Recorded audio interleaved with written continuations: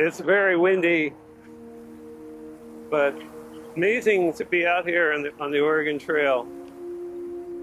I finally have connection after all this time reading and researching about it.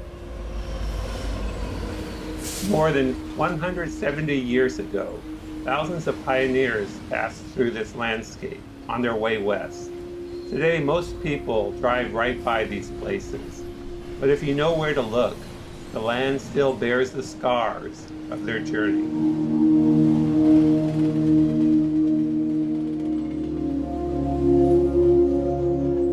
When emigrants crossed into what is now Oregon, they were exhausted. After nearly 2,000 miles on the trail, most believed the hardest part was behind them. They were wrong.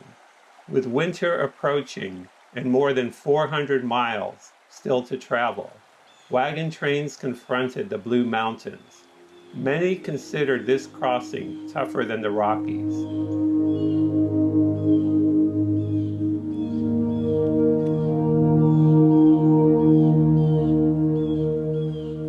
Beyond the mountains, the landscape opened onto the vast Columbia Plateau. For the first time in weeks, the route ahead seemed easier.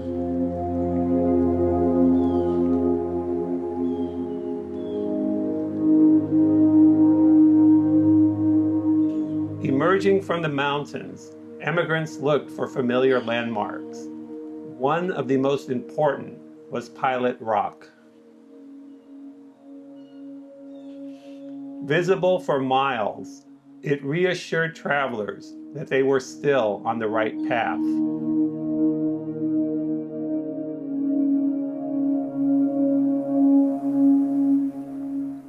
Beyond the mountains, water became the next challenge. One vital stop was Well Spring.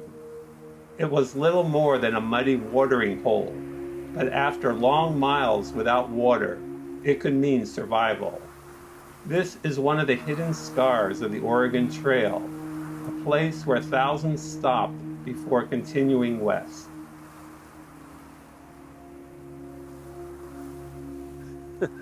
Again, it's windy out here. There's nothing around here for miles. And it's a pretty empty, desolate area. And this is part of the Oregon Trail. So now we're off to look for the tracks. The ruts are supposed to be the deepest ruts in Oregon. And it's supposed to go for 7 miles long. And there should be another center display area where it has some markers for the tracks.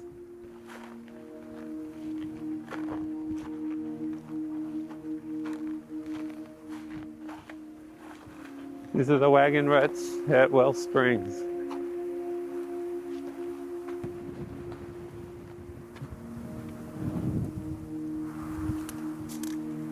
It's full of tumbleweed. Ugh.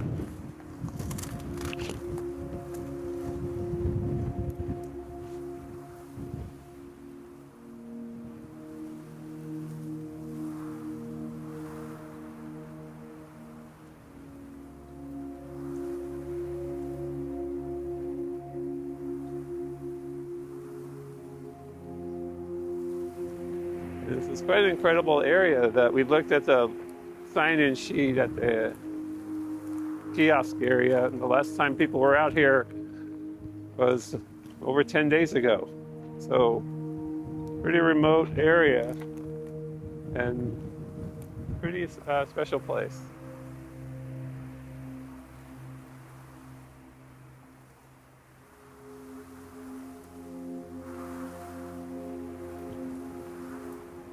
So this is the cemetery at Well Springs along the Oregon Trail. These 13 pioneers buried here. Their markers were visible in the 1920s. There's nothing visible anymore.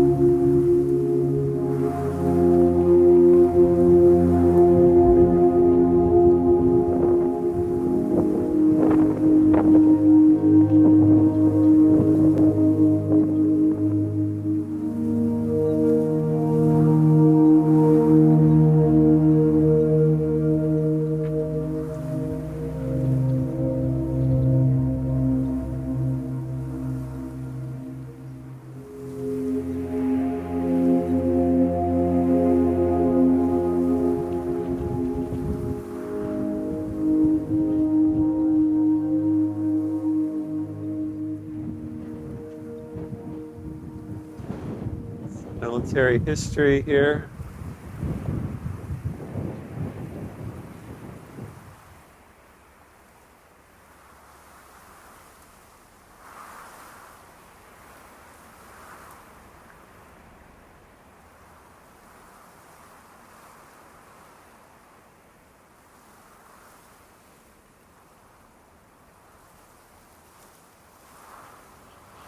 Willow Creek offered water, grass for livestock, and a chance to rest. Many wagon trains paused here before continuing toward the Dalles, in one of the most important decisions of the journey.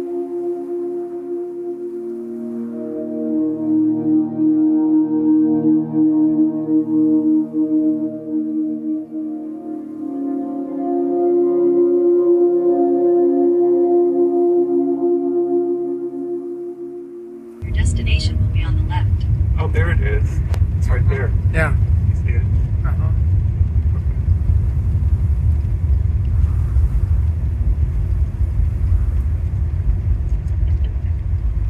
Your destination is on the left.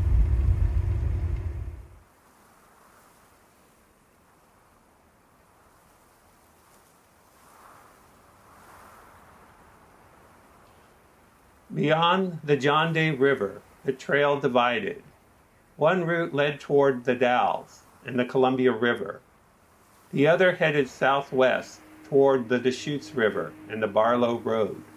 A basalt marker still stands near the fork, marking a decision that would shape the rest of the journey.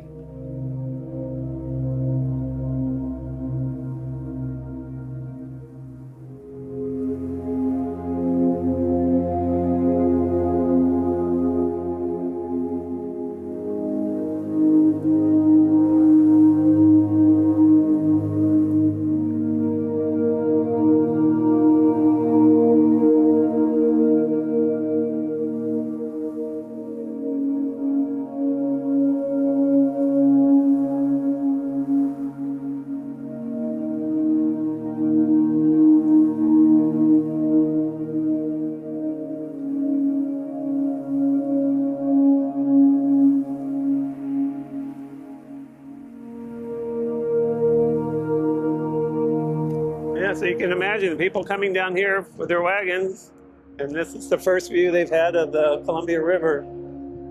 And back then it wasn't dammed up, so it was a much more wild river, but much more difficult to traverse. The northern route led to the Dalles. By this point, immigrants had traveled nearly 2,000 miles, but the journey wasn't over. At the Dalles, they had to choose between the dangerous Columbia River or the rugged Barlow Road around Mount Hood. Neither option was easy.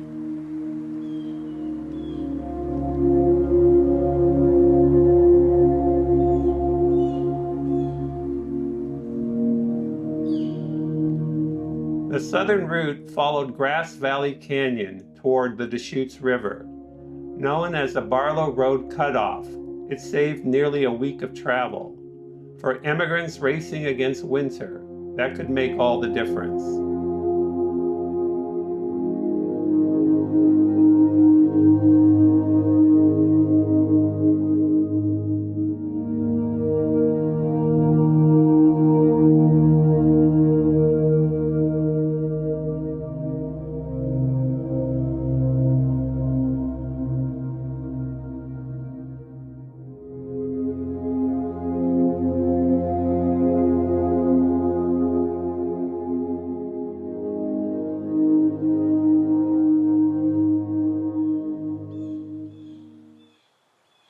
Our journey ends here.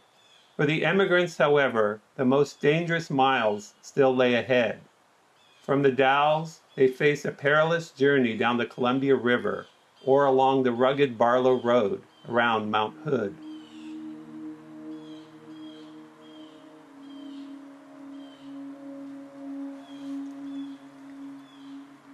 The wagon trains are gone, but the hidden scars of the Oregon Trail are still here, if you know where to look.